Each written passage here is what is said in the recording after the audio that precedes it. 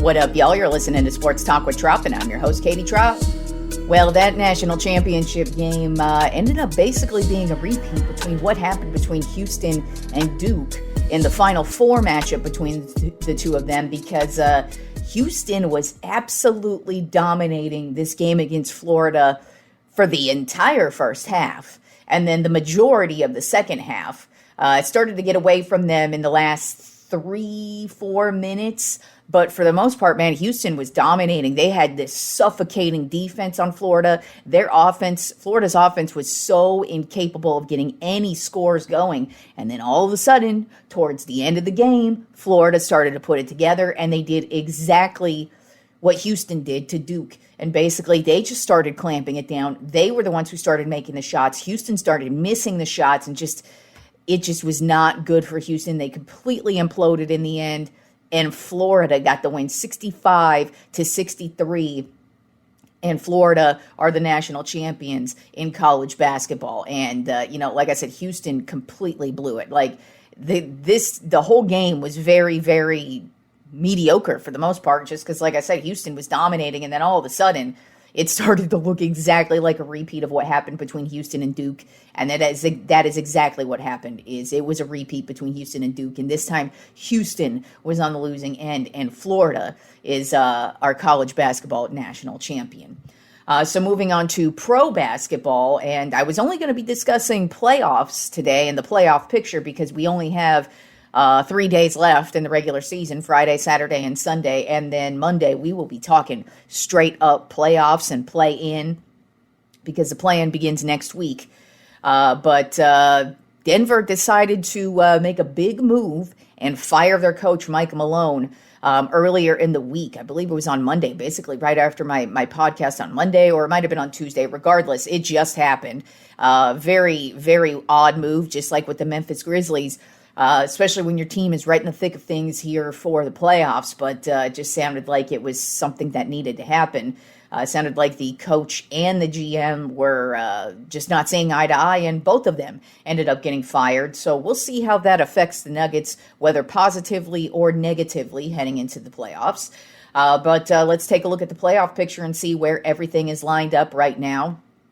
On the Western Conference side of things, number 1 overall seed remains the Oklahoma City Thunder. Number 2, the Houston Rockets. Number 3, the Los Angeles Lakers. Number 4, the Denver Nuggets. Number 5, the Los Angeles Clippers. And number 6, the Golden State Warriors. On the play-in side of things, we have the Memphis Grizzlies at number 7, the Minnesota Timberwolves at number 8, the Sacramento Kings at number 9, and the Dallas Mavericks at the number 10 seed right now. And then switching over to the Eastern Conference, number 1 overall seed, the Cleveland Cavaliers. Number 2, the Boston Celtics. Number 3, the New York Knicks. Number 4, the Indiana Pacers. Number 5, the Milwaukee Bucks. Number 6, the Detroit Pistons. And then on the play-in side of things, the number 7 overall seed is right now the Orlando Magic. Number 8, the Atlanta Hawks. Number 9, the Chicago Bulls. And number 10, the Miami Heat. So like I said, we only have this weekend left of basketball. Going to be very interesting to see what happens here throughout the rest of the weekend, because it's really just most everybody's locked in. It's really just now a matter of who's going to steal a couple of those last play-in spots, and then also, of course, the seeding, especially on the Western Conference side, because it is very, very convoluted over on the Western Conference side. So everybody who's in the playoff or vying for a play-in spot definitely has something to play for this weekend. And then moving over to baseball, we had this pretty crazy week of baseball, some really good matchups, some really crazy pitching matchups as well. We had one high-scoring affair also. So let's start with Monday between the Baltimore Orioles and the Arizona Diamondbacks. Gunnar Henderson with the Baltimore Orioles started off the regular season on the injured list, but he came back on Monday night, and he came back with a vengeance in a 5-1 win over the Arizona Diamondbacks. He went 2 for 4, had 2 runs, 2 stolen bases, and made a huge impact on a team that definitely is going to need him as the season wears on. Then on Tuesday, the Atlanta Braves started to get it going. They got a big win over their division rival, Philadelphia Phillies, 7-5 win. Their catcher, Sean Murphy, he came back from injury himself. He went 2 for 4 with a home run and 4 runs.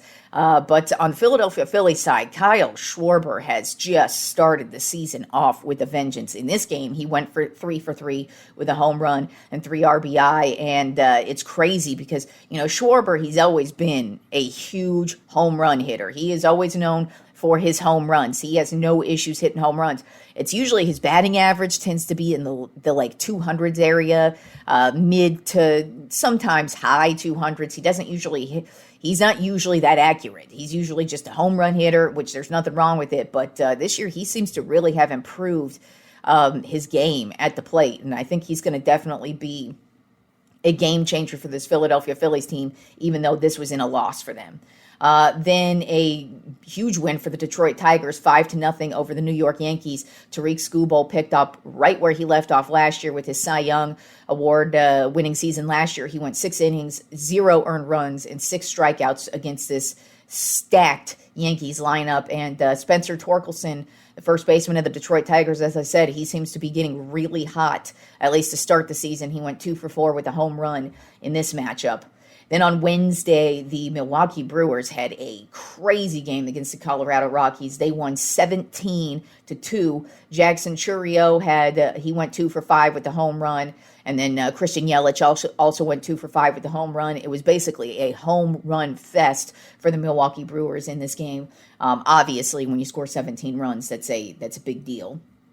Then also on Wednesday, it was a great pitching matchup between the New York Yankees and the Detroit Tigers. The Yankees ended up getting the slight win, 4-3, but it was just a great matchup between two starting pitchers, Max Fried for the Yankees and Jack Flaherty for the Detroit Tigers. Both of them pitched out of their minds, and basically the runs really didn't start scoring until both of them were taken out. Fried went 7 innings with 0 earned runs and 11 strikeouts. Flaherty went 5 innings with 0 earned runs and 9 strikeouts. So they both were wheeling and dealing, and then once they were taken out of the game, that's when shit got fucked up. As a matter of fact, the Detroit Tigers, they didn't score their 3 runs till the 9th inning, the bottom of the 9th innings, and they almost made it. They made it very, very close, but the Yankees were able to hang on in that one. But it was a great pitching duel between two excellent pitchers. Then also on Wednesday, Randy Arozarena, he is making a name for himself up with the Seattle Mariners. They got a win over the Houston Astros, 7-6. Arozarena ended up having, not only did he have a grand slam in this game, but the Astros were pretty much owning the whole second half of this game. And the Seahawks, the Mariners were having issues scoring some runs all the way up until the 9th inning. Then they got the bases loaded, and Randy Arozarena was up to bat with the bases loaded and ended up walking to get the bases loaded walk win for the Seattle Mariners. Then last night, the Atlanta Braves had another great game over the Philadelphia Phillies, 4-2. Their pitcher Schwellenbach, he seems to be the guy. It kind of feels like every year the Atlanta Braves have a new starting pitcher who just becomes that dude. And Schwellenbach is looking like that dude right now. He went 6 innings last night, 5 strikeouts, and Ozuna, who had a phenomenal year last year, is picking up right where he left off last year. Had the game-winning walk-off home run. He went 3 for 5 with that game-winning home run. But like I said, Schwellenbach, he had a great game. But Spencer Strider also is making strides in his minor league start so far. Really knocking him out. Looks like he's about to be headed up to help out the Braves with their starting pitching here. It seems like any day now he's going to be back up in the major leagues. So let's move on to the Tropp 10 list this week. We're going to be continuing the NBA GOATs list. This week it's going to be the Tropp 10 NBA GOATs from the 1990s. So there are a few guys who were on the 1980s list who are on the 1990s list, of course. And then, of course, there's definitely going to be one guy on here on this 90s list who's making the 2000s list. But we are on the 90s, and this is really when I started watching basketball, and this was a fantastic time for basketball. I think the 90s was probably the best era of basketball because just not only the players, but just the style of play and just the competitive level that everybody played at, and just the participation from each and every player from the stars all the way on down. The 90s was a fantastic time for the NBA. So let's start off with number 10 on my Tropp 10 NBA GOATs of the 1990s. Point guard Gary Payton. He played with the Seattle Supersonics from 1990 to 2003, and then kind of meandered his way from the Lakers to the Miami Heat for his last couple of seasons in the league. But I mean, the thing about Gary Payton is he was called the Glove, and the reason why he was called the Glove is because he is one of the greatest defenders of all time. He will steal that ball from you at any given moment. He will lock you down, and that's what he was mostly known for. He was one of the greatest point guards of this era, which says a lot because there were a couple of standout point guards in this era, but Gary Payton was a champion in 2006 with the Miami Heat. He's a 9-time All-NBA selection, Defensive Player of the Year in 1996. So that just goes to show you what kind of a player he was. When a point guard gets the Defensive Player of the Year award, that just goes to show you what kind of a defender he was, because that usually doesn't go to a point guard. It's very rare when the point guards get the Defensive Player of the Year award. He is 9-time All-Defense, and his career numbers are 21,813 points, 5,296 rebounds, and 8,966 assists. Then at number 9 on my Tropp 10 NBA GOATs of the 1990s, I would call this guy one of the player of the 90s, besides Jordan, of course, and that is Grant Hill. He played small forward and shooting guard. For his career, he was with the Detroit Pistons from 1994 to 2000, the Orlando Magic from 2000 to 2007, the Phoenix Suns from 2007 to 2012, and then ended his career with the Los Angeles Clippers from 2012 to 2013. Now, like I said, he, to me, is just a 90s basketball player all the way, even when he was in college. Everybody remembered him in college. He was a highly sought-after guy in the NBA draft, and just a fantastic basketball player all around. 5-time All-NBA selection, Rookie of the Year in 1995. His career number, 17,137 points, 6,169 rebounds, and 4,252 assists. Then at number 8 on my Tropp 10 NBA GOATs of the 1990s, I have point guard John Stockton. Played with the Utah Jazz from 1984 to 2003. Like I said, basically he and Gary Payton pretty much were the two most dominating point guards at this time. As a matter of fact, I really only put Stockton above him because Stockton has a couple of more statistical categories that he's better at. But, I mean, overall, you really can just switch around the two of them, and whoever you take, you got a good player for sure. John Stockton, 11-time All-NBA champion. Also, the thing about Stockton, too, is like this Utah Jazz team was basically the rivalry between the Chicago Bulls of this era. He was also a 5-time All-NBA defense, 9-time assist leader, and that's really what put him above Gary Payton in my opinion, because not only was it 9 times that he was the assist leader in the NBA, but it was 9 consecutive years from 1988 to 1996. So that's just huge. And then his career numbers, 19,711 points, 15,806 assists, and 3,265 steals. Then at number 7 on my Tropp 10 NBA GOATs of the 1990s, Patrick Ewing played center with the New York Knicks from 1985 to 2000. 7-time All-NBA selection, 3-time All-Defense, Rookie of the Year in 1986, and really just one of the perennial players of the 1990s. If you watched 1990s basketball, you just knew Patrick Ewing was one of the greatest defenders, one of the most dominating dudes in the paint you will ever see. Sucks that he never won a championship, but still one of the greatest to ever do it. His career numbers, 24,815 points, 11,617 rebounds, and 2,894 blocks. Then at number 6 on my Tropp 10 NBA GOATs of the 1990s, a guy who was on the 1980s list, as a matter of fact, Charles Barkley, played power forward and small forward for the Philadelphia 76ers from 1984 to 1992. Then with the Phoenix Suns from 1992 to 1996, and then with the Houston Rockets from 96 to 2000. Won the MVP award in 1993, 11-time All-NBA selection, and I mean, nobody dominated the paint more than Charles Barkley. I mean, he was the rebound king. That was really what he was known for, especially once I start spouting off the stats here, you're going to hear like, damn, the dude he was no one to fuck with once you hit the paint. Career numbers, 23,757 points, 12,546 rebounds, and 4,215 assists. Then at number 5 on my Trop 10 NBA GOATs of the 1990s, power forward Karl Malone.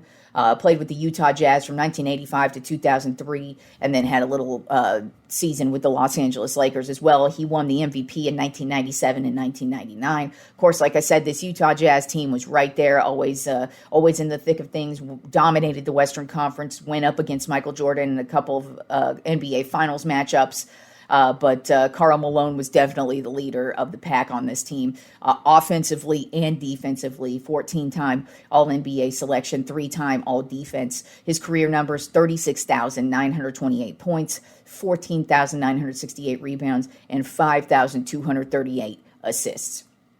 Then at number 4 on my Trop 10 NBA GOATs of the 1990s, David Robinson. Played center for the San Antonio Spurs from 1989 to 2003. He is a 2-time NBA champion in 1999 and 2003. He won the MVP in 1995, 10-time All-NBA champion, Defensive Player of the Year in 1992, 8-time All-Defensive selection, and just really was the king of the Spurs. You know, like I was talking about George Gervin in the 80s, how he basically started this perennial player for the Spurs. Then it went on to David Robinson, then of course to Tim Duncan, and then Kawhi Leonard, and then now Victor Wembanyama. There always seems to be this next man up, and David Robinson was one of those. He was the ultimate Spur, and just had a fantastic career with the Spurs. His career numbers: 20,790 points, 10,497 rebounds, and 2,954 blocks.